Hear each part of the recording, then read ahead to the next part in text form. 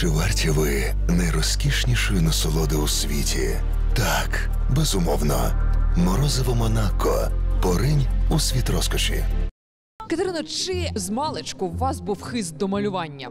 Можливо, сьогодні ми брали б інтерв'ю не у балерини, а у художниці? Я даже недавно себе приобрела разукрашку антистресс. Вообще я покупала ее для своего сына, но потом отобрала и раскрашивала сама.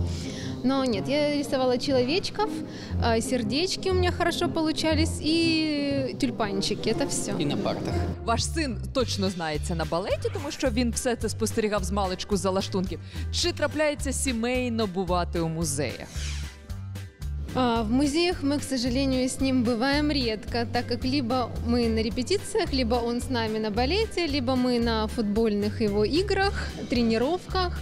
И вот сейчас в августе повезем его в Диснейленд.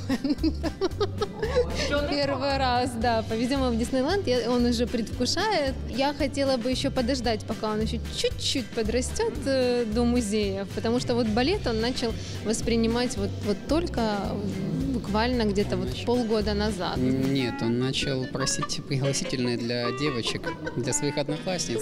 Говорит, а когда вы в следующий раз танцуете? Я говорю, а что? Он такой, ну мне нужно пару билетиков. Я такой, ничего себе, не рано. Ну, говорит, ну хочу там с подружкой сходить. Потом выходит на сцену, мы заканчиваем, но у нас обычно не разрешают на сцену выходить, но это же все-таки сын, ему делают какие-то исключения, и он же выводит девочку на сцену, она несет букет, и я смотрю, у нее такие глаза, и он такой гордый, довольный, немножко с румянцем. Тобто вже перші побачення у сина почалися. Ну і вони в оперному театрі, що приємно, на маминих виставах. Да.